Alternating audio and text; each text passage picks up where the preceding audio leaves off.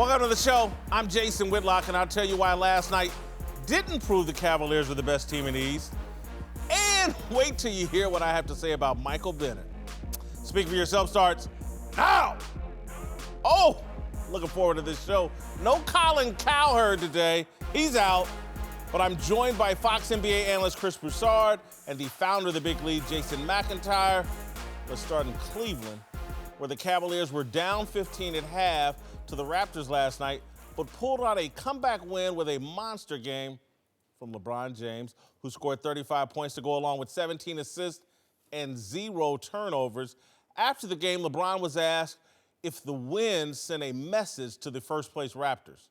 It's a good win for us just because how depleted we are with our roster and everything that's been going on. It's a good win for us versus a very good opponent, but I don't need to remind anybody what my teams are capable of doing, so that wasn't a factor. It was a trash game by us. They shot 60% from the field. It was a disgraceful display of defense by us, and we got to be better than that. All right, Lowry has a point. Last night was not a typical game for the Cavaliers, with big jumps in points and shooting percentage and a drop in turnovers. Everybody right now, LeBron played fabulous, and the Cavaliers prove that they still own the Toronto Raptors. That's not my narrative. That's not what I saw last night. What I saw last night was a Cavaliers team in the second half, and really for the entire game, that played well above its head offensively. I saw a team that made 15 of 24 three-pointers. They're not going to do that on a regular basis. I saw a team that had George Hill and Jose Calderon go 6 of 6 combined from three-point range. That's not going to happen. George Hill was 10 of 11 from the field. The Cavaliers and LeBron damn near played a perfect game and barely won at home against the Toronto Raptors. I thought last night said more about how good the Cavaliers have to be to beat this much improved Toronto team. I left that game feeling better about the Toronto Raptors than I did the Cleveland Cavaliers. Look, Toronto looked good. They're a good team, but Cleveland owns them. It's as simple as that. The one point I agree with what you said was George Hill. He has been bad since he's gotten to Cleveland. Last night he was great. That was by far his best game since he's been there. You're not going to get that from him every night. But they started Jose Calderon. When they start Jose Calderon, they're a very good team. They're 19-8 when he starts, 23-21 in other games. So that right there is something they could do every night. What I love from them was defense. In the second half, hold on. Yeah. What? Yeah. You saw some defense last night? Yes, because in the second half, guess how much the Raptors scored? 50.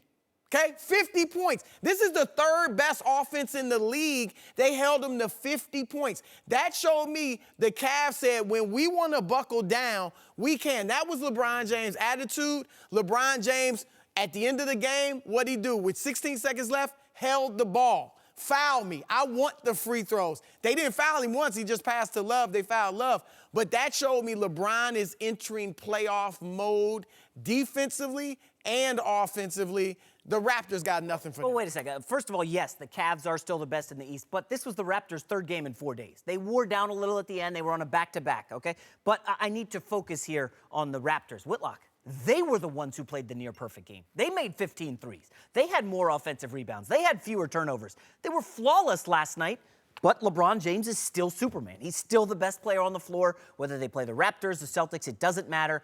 Listen, man, they didn't have their coach. They didn't have Larry Nance, who's been great with LeBron. They didn't have Tristan Thompson, Kyle Korver, on down the list. For the Cavs, like you said, they own the Raptors. I know Casey's done a great job coaching them this year. Yes, they're much improved from deep. The Cavs are still the kings of the East. Jason, you were the guy that yesterday sat over here and educated us. Yeah, like no, the best three-point shooting team in the league is the Toronto Raptors, or they're making the most They're up threes. there, yeah, they're up there. And so it's not a surprise to see them hit 15 The of Cavs 30. shoot the three just about as good Wait, as the Toronto. Raptors 15 They of do. 24, Chris, last night. The Cavs are one of the best. They're not Golden State or Houston, but they're one of the better three-point shooting They teams will in the league. never, the rest of this year, ever come close to hitting 15 Oh, to no, 24. they will. I bet you they hit over 15 one game. They hit 15 what? of How many 24, how many they hit in the finals with the game they beat Golden State? 25? They That was a one-off. I know, but The Cavaliers are one of the better three-point shooting teams in the league. There's no, they're right there with Toronto. Let me give you another thing. They won't shoot 60% from three again. No, that's an aberration. All right, that's what.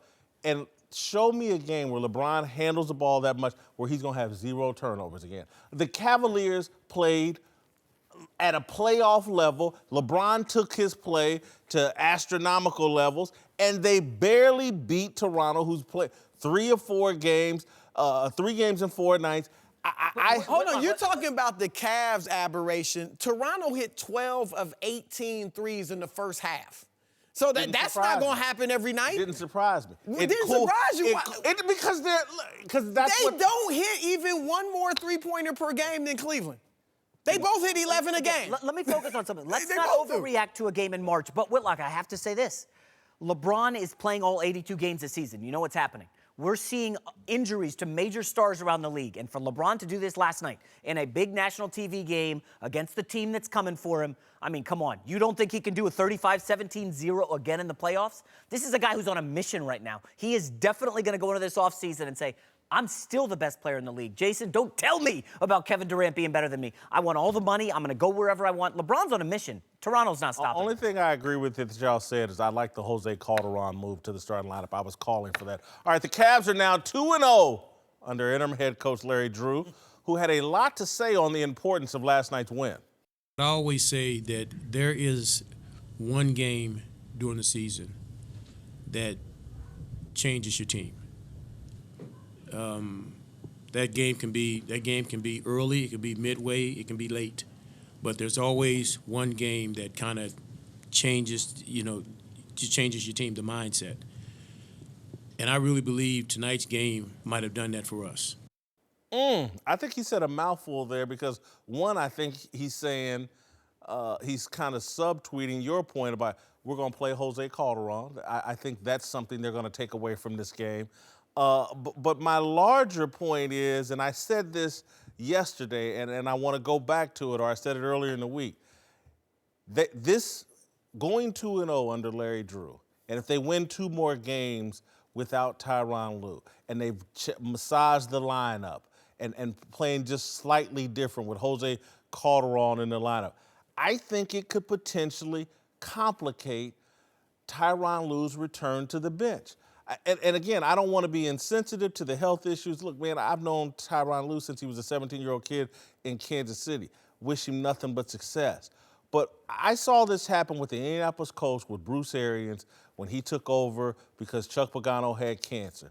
And I said, look, you know what? The Colts need to make a really tough decision here. Bruce Arians is coach of the year. He's clicked with Andrew Luck. They got an offensive-minded coach with this franchise quarterback. You got to make the tough call and move on from Chuck Pagano. And I didn't mean to be insensitive and all that, but again, sports, it's a hardcore business, and there's tough decisions to be made. And if the Cavs, I just think they should consider, and I'm telling you, I love Tyronn Lue. I really do.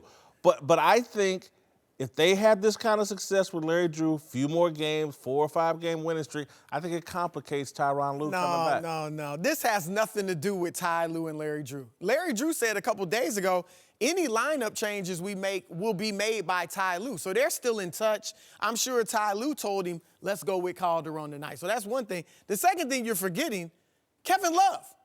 Kevin Love has been in these 2 games that they've won where he wasn't playing for Ty Lue. So that's a huge difference. That's 20 points, 10 rebounds a game. He's hit 8 threes in those 2 games. So it's not like Larry Drew has taken the team that Ty Lue was coaching and struggling with and done well. He has a new team now that Kevin Love is back. I want to watch that video again and see if there's any blood on Larry Drew's hands because he just put a knife in Ty Lue's back.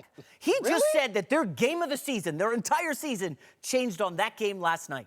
Listen to what Ty Lue's been through in the last 2 weeks. A soup-throwing incident, an assistant coach. He had to swap J.R. Smith out of the starting lineup. And then, less than a week ago, LeBron just berates him on the bench. Ty Lue goes through all that in 2 weeks. Now he's on the sideline, and now Larry Drew's out here saying, yeah, that was the game that's going to turn our season around. This was total disrespect to Ty Lue. I know they're friends.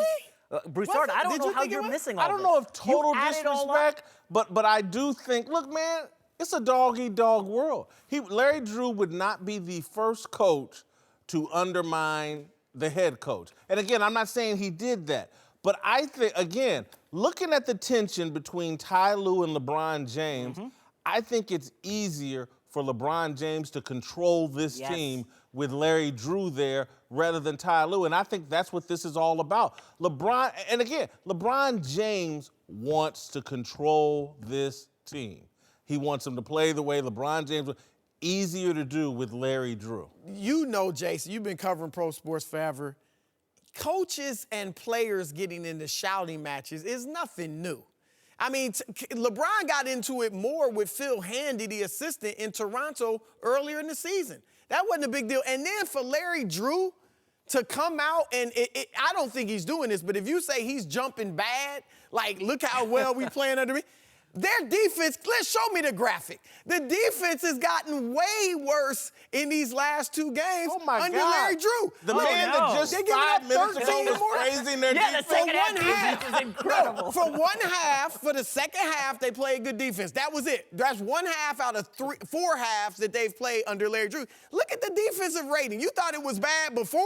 Under Ty Lue? You're talking about no Tristan Thompson, no Larry Nance. Let me give you the numbers since LeBron yelled at Ty Lue on the bench. 3 games. Here's what he's averaged. 36 points, 13 assists, 10 rebounds. It's only 3 games. He wasn't doing that before. He wasn't doing that before he yelled at him. He's taking more shots. He's getting to the line more, shooting 56%. This is LeBron's show right now. Jason, be fair. LeBron has been playing this way for a month and a half. He's been on a great tear. So don't give me 3 games when he's been playing that way. But since he yelled at his coach, and his coach is now out, I'm just saying, we've seen a different LeBron. LeBron last night was absurd. Chris, their only path this year, I'm not saying it's the long-term play, but the only path this year, LeBron has to be happy and feel like that he's in control and they're playing the way LeBron James wants to play. That's their only hope this year. And again, this is not remotely a shot at Ty Lue. It's about LeBron and his happiness and his control.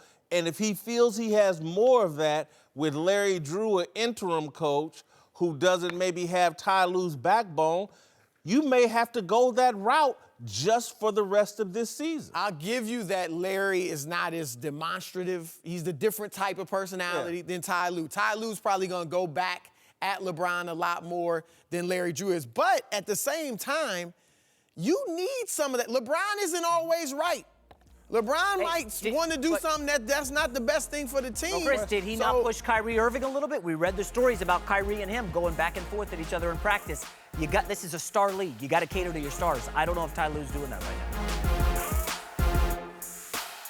Hi, it's Colin Cowherd. You're listening to the Speak for Yourself podcast, and this show is brought to you by Buffalo Wild Wings.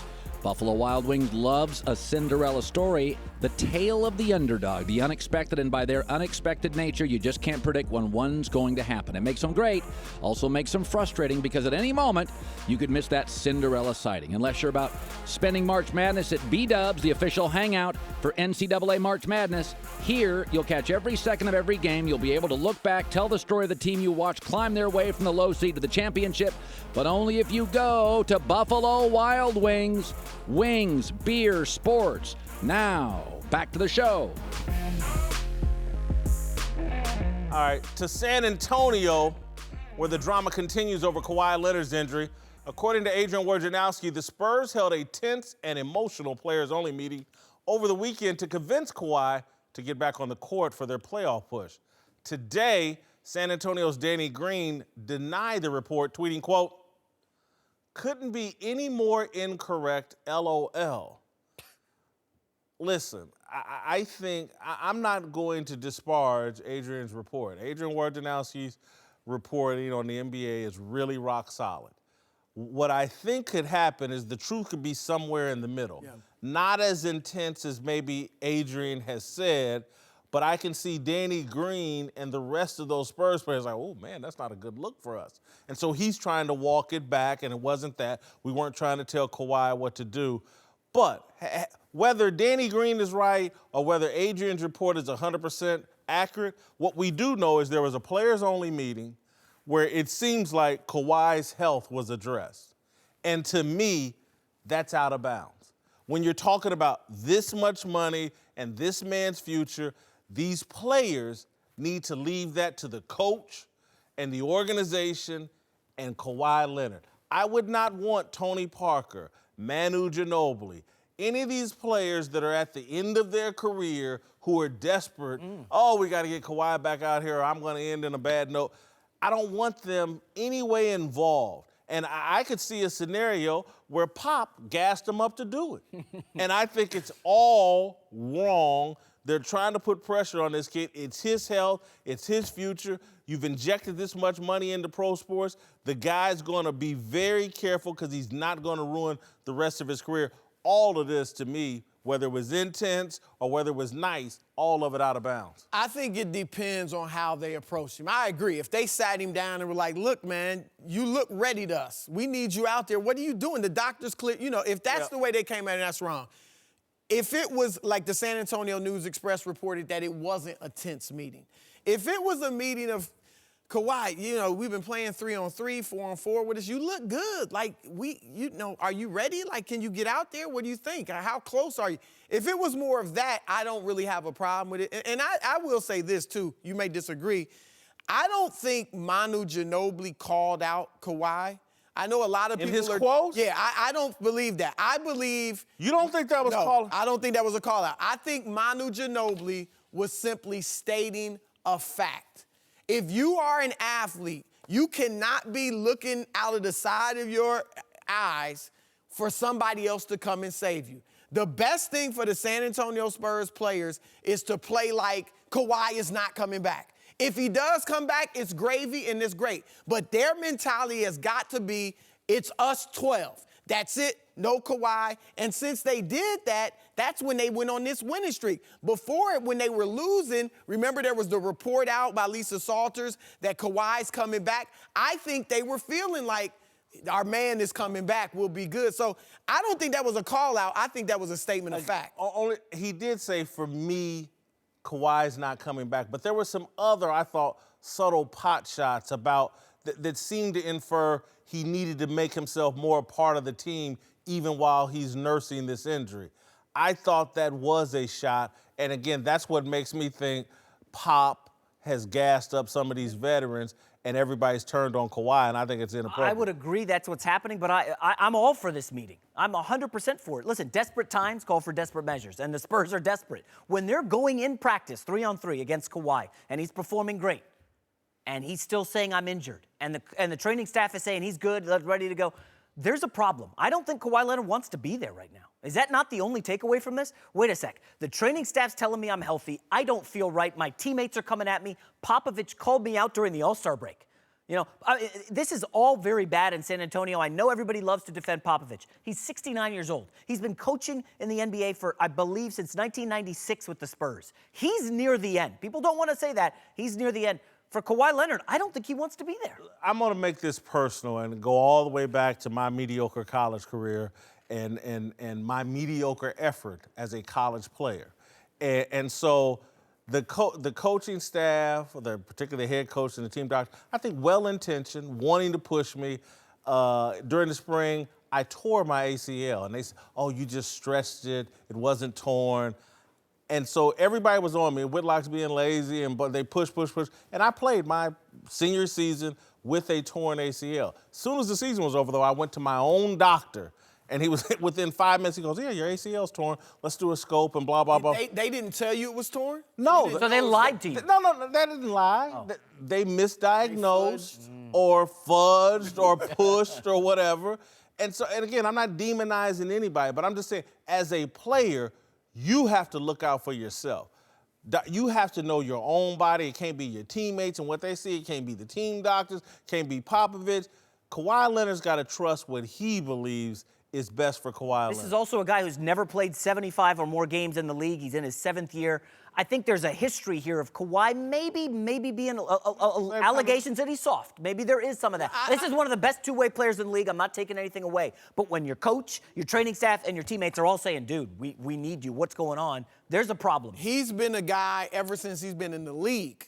San Antonio will tell you this, that he feels like he has to be 110% to go play. Before this injury, he felt like if he doesn't want to play through nagging injuries, and this is the greatest example of that. But as you said, look, the Spurs training staff is one of the more cautious in the league. You know, we see them resting players, sitting players out. But like you said, trainers with teams may have an ulterior motive. They want to get you out there on the court. Whereas your own doctor, who's outside of the team, he has no motivation to tell you a lie. All right, welcome back. We're joined now by NFL Hall of Famer Rod Woodson and Pac-12 analyst and NFL veteran Anthony Herron. Let's move to Dallas, where Dez Bryant is reportedly trying to bounce back from a disappointing year by planning to train with root guru David Robinson this offseason. Robinson has worked with Antonio Brown and Dez's teammate Bryce Butler, among others, and says he will try to improve Dez's route running and footwork to account for a loss of speed from getting old. This, to me, smells a little bit desperate, and it's something that Dez should have been doing a long time ago at the beginning of his career. And Rod, I think this is something, no offense to you, Anthony, but this is something I think Rod can relate to. Sometimes when you're blessed with so much talent, the technical part of the game you just kind of ignore. And you don't work on your skill, you just rely on your raw talent. You were one of the few guys that came in with like world-class talent that was also a technician. But there's the misnomer. Like back in 1987, like 2 weeks into the building, in Pittsburgh Steelers building, Chuck Noll told me, talent is nothing here. Everybody's talented. That's why you're here. They draft kids. The draft's coming up. These kids are getting drafted just off pure talent because they really don't know what they're going to be in a National Football League. He told me very beginning, it's 2-to-1 physical or mental to physical. When the players who can take that mental aspect of it and apply that daily and weekly and every game, those guys separate themselves from the average players to the great players. Now, what Dez is trying to do, he's trying to go back and turn back the clock, and you should have been doing this year 2, year 3, year 4, year 5. You should have been trying to get better in some capacity back then. Now, what I do think he should have do, or, because I'm looking at the games we played in this past year with the Oakland Raiders. And I looked at them when Bryce Butler, who was on one of the shows before here, when I saw the two, both running go routes. Dez is back here, Bryce Butler's way up here. And I'm like, well, this dude need to get back to the track. He looks like a tight end running. I'm like, get back to the track. I understand you want to work with your feet, and maybe that will help you get a little bit quicker, but you need to get back to your top end speed because at the end of the day, you're going to run the same routes. You're going to run a fade, you're going to run a slant, and you're going to run a comeback. That's all you're going to run. The interesting thing to me, I was around Dez a decent bit when he was going through the combine prep process. I was doing some features on some guys who were training at the same facility with him, and I remember, still to this day, talking to some of the staff that was there at this facility, and it stuck out to them that, Dez doesn't always come to every workout we're having as a group. He's not always kind of in line with what everyone's doing, and he'll do his own thing sometimes. And so that was Dez even before he got into the National Football League, but he's so physically gifted. And just to the point you're making, Jason, when you're that physically gifted for his particular position, he's gotten by on that for a while. And at a certain point, and you use the word desperate, that's a good thing. He better get desperate because now at 29 as a wide receiver, you can see the mortality of your career. And so what do you want to become at this point? Are you the guy who's going to just kind of fade away and ride off into the sunset at 30 or 31? Or do you have a career renaissance? And if he's going to start putting the extra work in that's necessary, then it's about time he did it. Rod, I listen to what you said and think, like, it's over. But can he move into the slot and extend his career? No. Why not? He's not Antonio Brown. He's not Emmanuel Sanders. Those guys are twitchy, quick receivers, creating separation from the DBs off their breaks. He's never been that. Even when he came in as a rookie, he was a fade, slant, hitch type player. That's all he's ever really been. I don't think in year 8, year 9, year 10 that you're going to change that. He's never going to have more short area quickness and getting in and out of his breaks. He is who he is. Now, does it help him kind of understand it or do something different? I don't have a problem with that. But he should have been doing it freaking year 2, year Anthony, 3, year 4. We just heard a eulogy for Dez Bryant, and I'm going to pour out a little liquor for Dez. Rod just buried it. There's nothing else to say. All right, welcome back. Rod Woodson and Anthony Herron are back. Let's move to Michael Bennett, who is one of several Seahawks to leave Seattle this offseason after a tumultuous year where the team missed the playoffs amid reports of ongoing locker room feuds. Now Bennett is opening up about what went wrong in Seattle and says it had a lot to do with losing Marshawn Lynch. Yeah, you don't want people like like a whole bunch of Russell Wilsons. You know what I'm saying? You got to have like one. You got to have 3 or 4 Marshawn Lynch's on your team that at any moment you'll never know what they're gonna do, whether they're gonna come to work or they're gonna drop kick the coach. Latrell Sprewell. You just never know. You can't have a whole bunch of nice people on the sports team. You need one good guy that does everything right. Prays and does all the stuff, and then like, hey, let's go play. Right. Yeah. And then you need some thugs. That's just how it goes. All right, listen, I don't like Michael Bennett. I just want to be clear. I think he's an idiot. I think he's a poser. Putting that on the table. I think he's a poser. I've seen this a million times. I don't want to put words in anybody else's mouth, but there's always the athlete in the locker room from 2-parent family, never missed a meal, but wants to be a thug in the worst way. It was one of my best friends at Ball State was that guy, and I loved him. He was one of my best friends, but always wanted to be a guy that was in a drive-by shooting and had a teardrop so he could tell everybody he was a thug. That's who Michael Bennett is. Great family, but he's a poser. And to sit up and argue and to take a little subtle pot shot at Russell Wilson on the way out the door, it just drives me crazy. Russell Wilson should be celebrated at all times. Russell Wilson is trying to go the path of Tom Brady.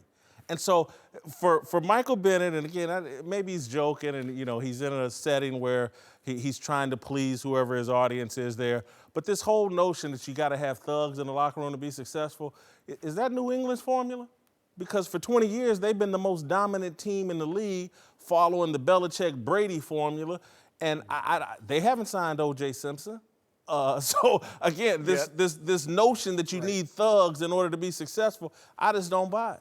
I look at him and, Russell Wilson's a pro. And that's really, when you're coaching in the National Football League, you want pros. Now, what I do understand what he's saying is that you do need those control dogs. You do need guys who not just all pros every single time in everything that they do. There are different mindsets of players, and the locker room is made up of different guys.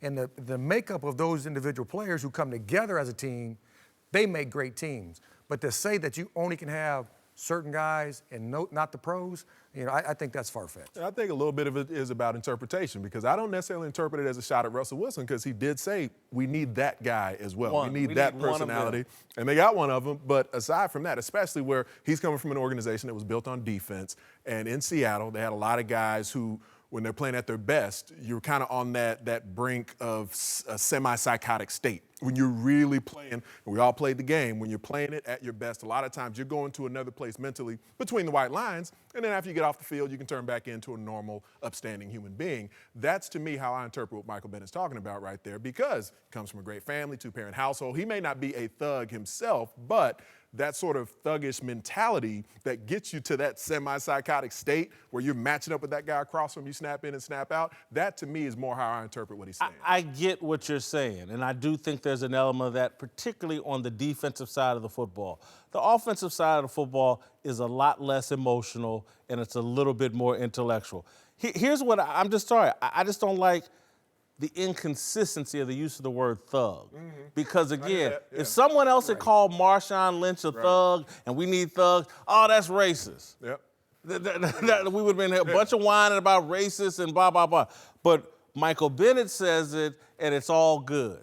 And again, I just don't buy it, because, look, if Marshawn Lynch had multiple Super Bowls, I would buy it. Or if ever he went to Oakland and somehow it turned it around there. Now the Seahawks road of feeling like they should have multiple Super Bowls, right? Now, absolutely, that, when he's saying that, Marshawn Lynch's a thug, and Marshawn Lynch might not show up for practice. Well, I'm going to tell you, over the course of time of being in a locker room, if a player doesn't show up for a practice on a Monday and you should be there, it's going to disrupt the locker room. Not the first time, but the second, the third, the fourth, the fifth time. There's going to be disruption, because other guys are going to be going like, well, if he can do it, I can do it. And now you have a bunch of guys all trying to run the ship, and that's when you go sideways. To Sam Darnold, who was impressive in his pro day yesterday, despite some rain that some people thought might disrupt the Southern California native, reportedly a USC staffer actually tried to change the schedule so Darnold would avoid having to throw in the rain, to which the quarterback replied, I don't care if it rains. I'm trying to go to Cleveland. It's not the first time he said he would like to end up with the Cleveland Browns. I'm going to say this. I like the mindset. I went back and forth. It's like, man, you taking on too much. I can remember when Jeff George came out of Purdue or Illinois, he wanted to play in Indianapolis desperately. And I was like, whoa, you want to play for Bob Irsay's organization, the Indianapolis Colts? You're taking on too much, trying to be the hero for your hometown. I hear some of that, and again, this isn't his hometown, but the kid desperately wants to be the #1 pick. The reason why I like this, because I think what's happened here is John Dorsey, hiring him as the general manager, has given that organization some credibility that Sam Darnold believes in. Jimmy Haslam, the owner, we've seen a picture of him with Sam Darnold's family. Sam Darnold is buying into what Cleveland's doing, and he's trying to cement himself as the #1 pick. And it's basically an announcement. It's like, I believe this isn't the same old Cleveland Browns. I want to be here. He's got that kind of confidence in himself as a quarterback and an athlete. I like it. I know some guys have advocated that maybe even Sam should try to go out there and pull like a John Elway or an Eli Manning, and that to me wouldn't necessarily make sense in this situation. One, it's not who he's perceived as a person, but then two, just being out there in person at that pro day yesterday where initially it wasn't raining, and then it started a little bit of rain and drizzle. Then it just turned into this monsoon while we were out there, and he seemed to get better and better every step of the way, and he started to thrive when it started to get difficult as the rain was just kind of pouring sideways. And that to me, I mean, if there was some other team at #1, I think he'd be saying the same thing about them.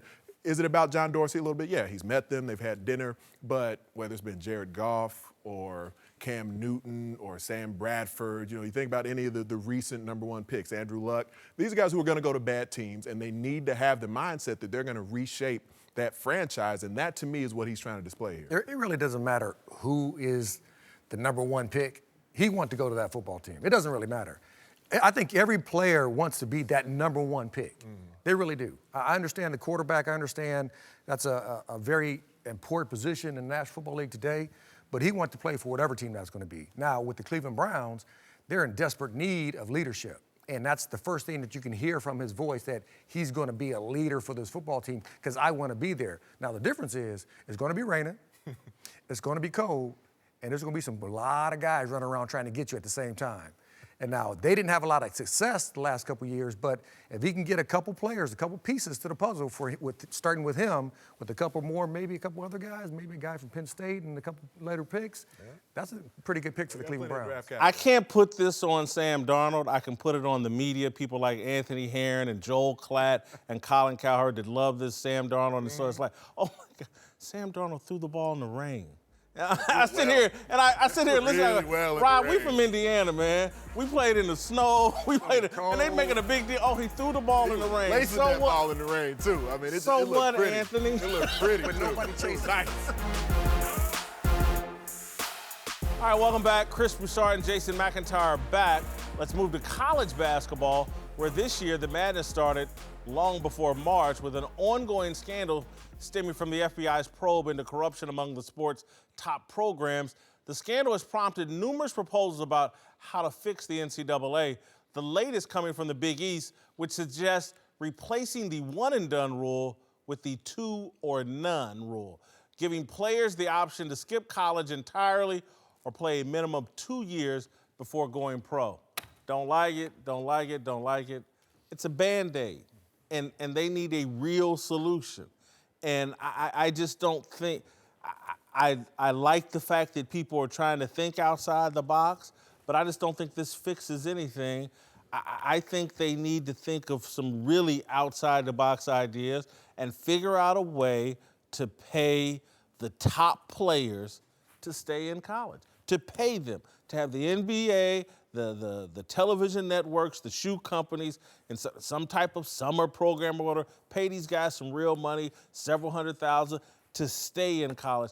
That's the solution. Two or none is just I think it's going to hurt college basketball.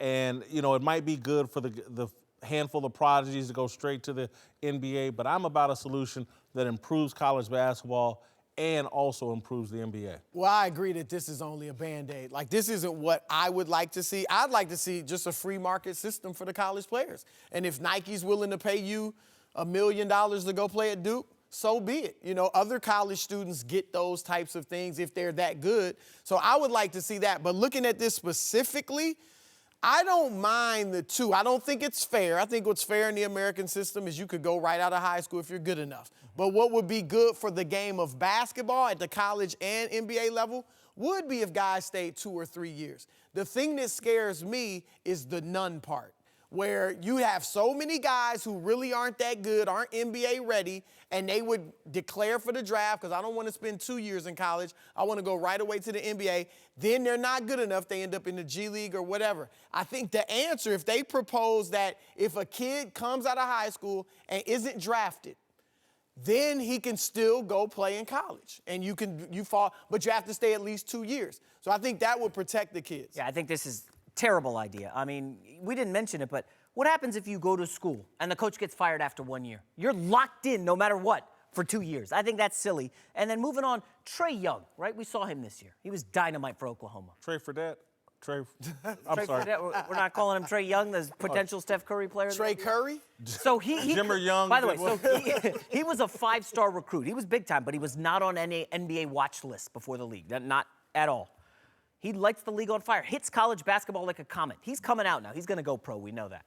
But under this rule, he would not be allowed to go. He'd have to stay in not college. just him, but all these guys. That's silly. DeAndre Ayton, I mean, everybody. but Whitlock, let me push back a little, not to put you on the spot, but you say you want to allow the players to be paid a little bit to stay in college, a couple $100,000. That can't match the NBA rookie wage scale. If you're going to be a lottery pick, you're making multiple millions. I'm kind of with Broussard here. If Nike, Under Armour, Adidas, they're going to pay kids to go to schools, I think that's the way You to go. ever heard of entry-level salary and work? I'm familiar with that as an entry-level TV guy, yes. So, again, I don't have a problem if a freshman in college only makes $200,000. I'm not going to cry about that. And if some senior in college only makes $500,000, I'm not going to cry about that. It's when they're in college basketball and they're making nothing, and the head coach is making $3, $4, $8 million. That's when I have a real problem. And so I think some system that rewards them while they're there. And then also, again, if I were the NBA, I'd want the guys to come in more mature. And so I would add a little more to their NBA salary, rookie scale, if they came in at 21 or 22 with all this college experience. They should earn more on their rookie contracts in the professional league. Why not have both of them? Why can't we have both? Pay the players who are staying in college and the guys who are ready. DeAndre Ayton, he didn't need Arizona. He could have gone to the pros. I just don't think he brings a lot to the NBA. And I think he would be better served with more development. Yeah. Initially. Well, look, Michael Jordan stayed 3 years. Yeah. You know, Patrick Ewing, all these. No, but there is no doubt that the NBA level of play and college basketball level of play would be much better and higher if guys had to stay 2 or 3 years. Hey, man, There's Frank no question. Kaminsky stayed 4 years. He's really lighting it up. I'm not talking about examples Frank out Kaminsky. there. We're talking about real players that The can play UConn in the NBA. was just hired Rhode Island coach stars. No. Dan Hurley to replace Kevin Ollie, who was fired after the Huskies missed the tournament for the 3rd time in 4 years. While the men have struggled, the women's team at UConn have continued to dominate. Gino Auriemma getting to the Sweet 16 for the 25th straight year. Before Hurley was hired, Gino was asked if he would take over the men's team, to which he replied, "If I do that, I've got to start all over like I'm 35 years old again, kill myself." I mean, would I do it? I could do it. Would I enjoy doing it? I would enjoy it. Do I want to do it? No. So I think he's made my point here in why he should do it. Again, what he basically said, if I had went over to the men's game, I'd have to work hard. I've got life licked over here in women's college basketball. I can just roll out of bed with my players and beat up anybody, and that's why he should have moved on to the men's job and challenged himself. Again, he's going to be, to me, the 2nd greatest coach in women's college basketball after Pat Summitt. I'm not going to move him ahead of Pat Summitt just because he's had more success than her. No, because I don't want to, and because she built the foundation that he's standing on, and so what? He came in and took over. But regardless, 1, 2, whatever he is, go over to the men's deal and challenge yourself. Scoring 90 points in the first half against teams in the NCAA tournament, go challenge yourself. Well, look, I'll give you this. If he wants to be considered amongst the Krzyzewskis, the Bobby Knights, the Dean Smith, John Wooden, the greatest male college coaches, he certainly would have to go coach the men. Now, is that fair or not? I'm not saying he doesn't know X's and O's as well as them. He's not as good of a tactician and all that, but he will not be named with those guys other than a throw lane like, oh yeah, or REM and Pat Summitt until he coaches. That's a fact. ABA coaches, I don't care how much success. Bobby Slick Leonard was great. I don't care how many championships you won. We look at ABA players and coaches for what they did in the NBA because whatever is most popular is what people are going to consider. And people. Is this similar to your argument where like Urban Meyer hasn't coached in the pros and Nick Saban was a failure in Miami, so we can't call them the greatest football coaches? I'm not a part of that argument. I'm not a part of that. So can they be a great football coach all time? You know, RM is You're not talking about pro and college. Well, again, whether it's women's or men's, when you look at that Mount Rushmore, Gino Auriemma makes a strong case for the greatest college basketball coaches of all time. And that's great. But you know what? Coach K is still working hard. How do you know Gino Urban Auriemma's Meyer, not working? because he just said it. If I went over to the men's deal, I'd have to go work hard. Basically, is what he said. Jay, look, he think so. Again. He may be as good of a coach as these guys. He's never going to be considered that. This is a fact, and I hope Gino's why I could coach that team he's got right now to the national championship. All right, time for last call. The NCAA tournament is back tonight. I've made my picks, and McIntyre is here to pass judgment. All right, let's get to it quickly. First thing, I've got Nevada -1 over Loyola Chicago. Whitlock, as a big gambler, you know about reverse line movement. The line opened 2.5 Nevada. It's down to 1. All the smart money's on Nevada. I think you're in trouble here. I got Nevada. I'm sorry, the smart money's on the other team, Loyola. Right. Sorry. All right, to the West region, where I'm taking Texas A&M, not just to cover, but I'm telling you, Texas A&M on the money line. Recency bias. Michigan. You just saw them destroy UNC. Meanwhile, Michigan struggled last weekend, but Michigan's the better team here, the better coach. Come on, you covered the Fab Five back in the day. You're not picking Michigan here? No, I'm not going with my heart. All right, next up, I'm taking Coach Cal in Kentucky -5.5 over Kansas State. Kansas State gets their best player back. I don't care if it's Dean Wade, Dwayne Wade. It does not matter, okay? This is a team that's going to get steamrolled by Kentucky. Cal's 6-0 in the Sweet 16, winning by double digits. I think this is a great now pick. you love Cal. This is a pay your now money. You love Cal. Listen, I like him in this spot. Now you love Cal. All right, finally, I'm taking Florida State +5.5 over Gonzaga. What are you thinking here? Come on, Gonzaga Leonard Hamilton will win. in a big spot? Gonzaga will win by 2. No, They're Mark not Few is cover a the money 5.5. coach. Did you not call Cowherd for this? You know he's tight with Mark Few. He's got to be feeding you. Did you see the Florida State rally? Florida State got so lucky. Xavier choked. Leonard so Hamilton's badly. going to grab a kid by the neck again.